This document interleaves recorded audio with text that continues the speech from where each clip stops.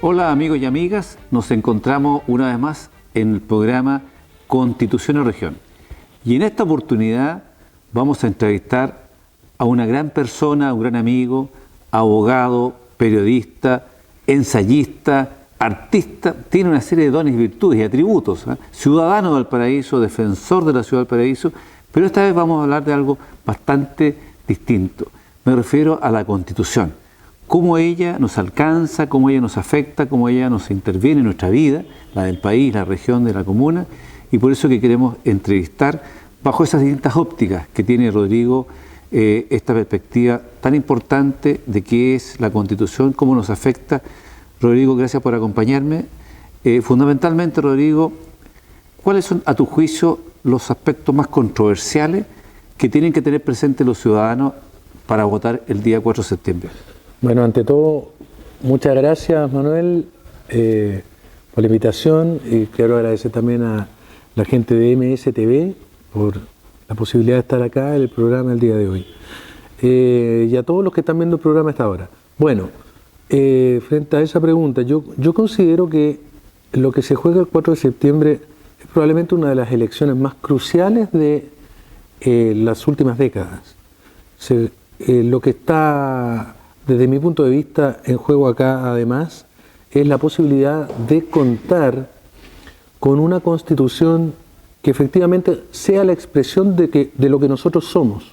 Para decirlo en otros términos, una Constitución no es solamente un texto formal. Las sociedades poseen lo que se llama una Constitución sociológica y una Constitución formal.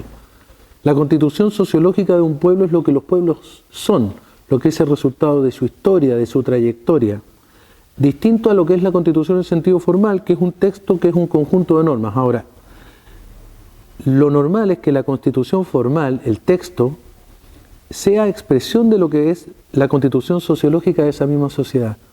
El problema más grave puede ocurrir cuando lo que está puesto en un texto escrito no da cuenta de lo que nosotros somos como sociedad o como país, y yo creo que ese es tal vez el riesgo más grave que tiene el proyecto de Constitución, haciendo presente desde ya que en mi caso particular yo voy a rechazar de todas maneras este proyecto, y por una razón, porque esta propuesta incorpora una serie de conceptos que no dan cuenta de lo que ha sido ni nuestra historia, ni, diría yo, de lo que en verdad somos como nación, como sociedad, como pueblo. Y eso introduce un conjunto de elementos que pueden, en el tiempo, ser fuente de innumerables conflictos. Las constituciones tienen que procurar ser fuente de paz y estabilidad, a diferencia de esta que puede ser o puede dar origen a conflictos profundos que yo espero que nuestro país no viva. Rodrigo, en ese sentido, tú dices controversial porque, claro, el texto nos dice nuestra cultura, ¿no es cierto? Hay una colisión. ¿Qué es lo más gravitante o más impactante que puede generar esa colisión si se llegase a aprobar desde el punto de vista del texto frente a la idiosincrasia de este pueblo? Para mí, por ejemplo, este principio que se ha consagrado de plurinacionalidad. La idea de la plurinacionalidad, a diferencia de la multiculturalidad, descansa en la existencia o la supuesta existencia de un conjunto de naciones que coexistirían en plano de igualdad con la nación chilena, que pasaría a ser una más entre muchas naciones, arriesgando con ello lo que es el sentido de la unidad de la nación chilena, acentuando con ello la fractura. Cuando uno constitucionaliza la existencia de otras naciones, bueno, donde se reconoce una nación, se está abriendo la posibilidad para que esa nación después pueda reivindicar su propia autonomía, su propia jurisdicción y al finalizar su propia soberanía. Es decir, es un proceso. Es un proceso, pero las constituciones tienen que crear las condiciones o para garantizar la unidad o al revés, para ir en este caso, yendo contra ese principio, van introduciendo factores que contribuyen a horadar y fracturar la sociedad nacional, la sociedad chilena. En mi caso particular, esta idea de la plurinacionalidad además descansa, esta es mi convicción, en una idea que es ajena a lo que es la tradición de lo que es la democracia liberal. La democracia liberal que básicamente coloca los principios de la libertad e igualdad, el famoso libres e iguales, en el centro de lo que es un programa democrático, es reemplazado por la idea de las identidades, donde los derechos no son los mismos para todos, sino que surgen en función de el grupo, en este caso la etnia a la cual uno adscribe. Es decir, que según el grupo étnico al que yo pertenezco, será los derechos de los cuales yo voy a poder ser titular. Es decir, el paradigma de la plurinacionalidad, además de arriesgar la unidad de la nación chilena, rompe con el paradigma de la igualdad ante la ley. Y eso a mí me parece doblemente grave. Las consecuencias, y con esto cierro esta parte, pero las consecuencias a mí me parece que son innumerables y todas riesgosas. Por lo tanto, eso desde ya me parece que es un concepto que nada tiene que ver con lo que ha sido nuestra tradición, nuestra historia, ni lo que somos en verdad como pueblo y como nación. Incluso podría cambiar nuestra lengua, en la Araucanía, por ejemplo, ¿no? Efectivamente, porque este proyecto de Constitución consagra el carácter plurilingüe del Estado de Chile, donde el castellano pasa a ser una lengua más entre múltiples lenguas. ¿Qué podría impedir que un pueblo originario en una determinada región decidiese que ahora se va a enseñar el proyecto educativo no en el idioma castellano, sino en un idioma distinto? Nada lo podría impedir. Desde mi punto de vista, eso arriesga blindar estas identidades territoriales y ancestrales, pero a costa de lo que es la unidad de la lengua, que es uno de los, tal vez la herencia más importante desde el punto de vista de nuestra cultura. Arriesgar vivir en un país donde existan estas condiciones, que insisto, no tienen que ver con lo que ha sido nuestra historia, es poner en riesgo la continuidad de lo que hemos sido como nación y como sociedad. Y eso me parece inaceptable. Rodrigo, coincidiendo con tu diagnóstico, tú mencionaste el tema de la justicia. Y se ha planteado que se crea un sistema de justicia, ¿no es cierto?, sí, que rompe o violenta el sistema jurídico que está instalado, pero ha existido un gran cuestionamiento porque haber dos justicias. ¿Por qué no lo explica pedagógicamente qué significa? Claro, primero, desde ya el tema sistema de justicia tiene una situación que es la denominación, porque se termina con el concepto del poder judicial. Es la primera vez en nuestra historia republicana que algo así ocurre, y creo que seríamos el único caso en el mundo, ¿no? Donde lo que se hace es que se confunde lo que es la jurisdicción como un poder deber del Estado, que así se nos ha enseñado siempre, y por eso es un poder, con lo que es quienes detentan la tarea de la jurisdicción, que son los jueces. Es curioso que en la Constitución del 80, cuando se discutían, en la Comisión de Estudio de la Nueva Constitución, el capítulo Poder Judicial, fue Jaime Guzmán quien en innumerables ocasiones planteó la eliminación del concepto de Poder Judicial para transformarlo en tribunales de justicia. Otra vez, por la misma situación donde se confunde lo que es la función del poder deber estatal, que es la jurisdicción, con los órganos que detentan este poder deber. Esa moción de Jaime Guzmán no prosperó y finalmente se tomó la denominación que venía de la Constitución de 1925, que era Poder Judicial. Ahora, el error está, a mi juicio, en que la denominación sitúa a la justicia un peldaño más abajo, por lo menos desde el punto de vista de la denominación de lo que son los otros poderes del Estado. Dicho eso, efectivamente los sistemas de justicia que se consagran sobre la base de un principio cardinal, que es garantizar la convivencia en plano de igualdad entre lo que es el ejercicio de la judicatura de los magistrados chilenos con tribunales que pertenezcan a otro tipo de etnias, en este caso etnias originarias. La coexistencia en plano de igualdad de estos dos tipos de judicatura.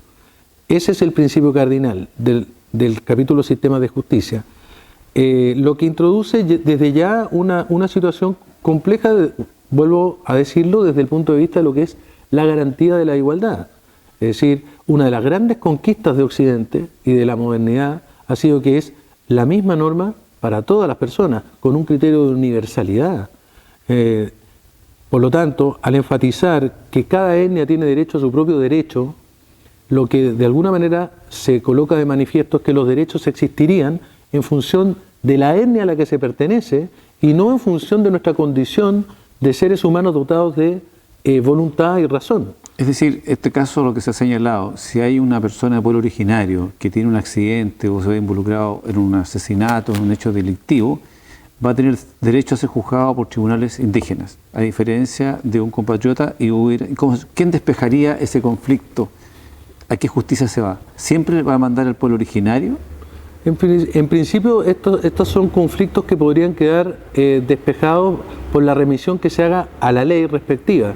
Pero el problema es que al situar un determinado principio en la Constitución, un principio nuevo, si las leyes el día de mañana cambian, porque efectivamente hoy día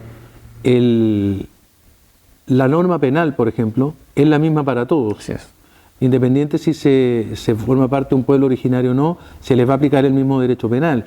Lo mismo ciertas normas que son propias de el derecho internacional de los derechos humanos, por ejemplo. Estas son normas que independientemente si se forma parte de un pueblo originario o no, tienen que ser cumplidas por todos y son válidas para todos. Es decir, la tortura, imaginemos un pueblo originario donde pudiese caber la posibilidad de que a alguien se le ocurriera que la tortura forma parte de las normas de derecho no escrito, derecho consuetudinario que tienen. Bueno, aún en ese caso no se podría aplicar la disposición sobre la tortura porque está prohibida por convenios internacionales de derechos humanos. Sin embargo, uno recuerda ciertos casos en donde se ha, en el pasado, invocado la ley ancestral para, en materia de delitos sexuales o casos de acoso. En Rapa Nui, un caso. En Rapa Nui, efectivamente, se le diera menos pena, en este caso al autor, porque tomando en consideración la pertenencia cultural en un tipo de cultura donde ciertas conductas son más permitidas que en otras. Bueno, desde mi punto de vista, la pretensión que hay detrás de esto contradice el proyecto de la modernidad. Y yo en eso quiero ser claro. Tomó siglos llegar a universalizar un solo derecho para todas las personas. Eso tomó siglos. Entonces, perder eso es perder un patrimonio que es fundamental, una de las bases para que nosotros podamos convivir, que todos los seres humanos nacen libres e iguales en dignidad y derechos. Pero, perdón, como tenemos varios pueblos originarios reconocidos, ¿verdad? Podría indicar que un pueblo originario tenga un tipo de justicia distinta al Rapa Nui, distinto al Mapuche, distinto al Aymara, etcétera, etcétera. Efectivamente lo puede implicar y además esto es una situación bien especial porque no es una situación numerus clausus, es decir, no es que exista un conjunto limitado de posibles sistemas de justicia, pueden el día más tarde haber muchas más etnias originarias que aparezcan y muchos más sistemas de justicia que aparezcan, y eso es una situación doblemente compleja, amén, que también no conocemos en qué consistiría ese derecho, porque no hay textos donde este derecho haya sido sistematizado, es decir, estamos hablando de sistemas normativos que quedarían entregados a la mera voluntad de un conjunto de personas que no sabemos quiénes son, que se arrogarían la representación o las cualidades de haber sido ellos quienes preservan dentro de sí mismos casi el contenido de ese supuesto derecho ancestral. Es decir, es una situación que atenta contra todo principio de certeza que es tan necesario cuando hablamos del derecho. Bueno, como ustedes pueden ver, es bastante complicado esta situación, que es compleja. Probablemente para los abogados sea más fácil comprenderlo, pero en definitiva vamos a tener dos sistemas de justicia, ¿no? Donde claramente los connacionales tendrán un tipo de justicia distinta a las personas que pertenecen a un pueblo originario, y la controversia es qué pasa en una disputa, ¿no? En un accidente automovilístico, en un asesinato o en cualquier hecho que uno se vea envuelto en la vida diaria, en qué justicia va a aplicar y las penas que pueden ser distintas, de acuerdo a la cultura o a las tradiciones o como dice, a la historia de cada pueblo. Esas son la incertidumbre que provoca en las personas en este modelo de justicia que crea y que nos genera una disputa permanente que vamos a tener. Pero hay un tema adicional que a mí me parece de la máxima importancia, que es la creación de un órgano que se llama el Consejo de la Justicia, y ese órgano a mí me merece un reproche importante, y ha habido bastante consenso respecto a la situación, vamos a decir, un poco riesgosa, riesgosa que conlleva este órgano. El Consejo de la Justicia es un órgano que va a estar integrado por 17 integrantes. De ellos, solo 8, es decir, no la mayoría, van a ser jueces designados por sus pares. Lo que es reprochable desde ya, porque este Consejo de la Justicia, que es un órgano que va a tener una serie de competencias, fiscalizar la conducta ministerial de los jueces, aplicar sanciones de toda índole, incluyendo la remoción, y que tiene que revisar la tarea de cómo el sistema de justicia va funcionando, exigiría, por la complejidad de la función jurisdiccional, que la mayoría de los integrantes, y no la minoría, fuesen jueces. O sea, uno puede entender el ánimo que ha tenido este constituyente en el sentido de ampliar la mirada acerca del fenómeno de la justicia, no solamente a los jueces, que se recoja esa diversidad. Eso puede estar bien inspirado. El problema es que lo que no puede ser es que solo la minoría de los integrantes sean jueces. Y ojo, porque esto...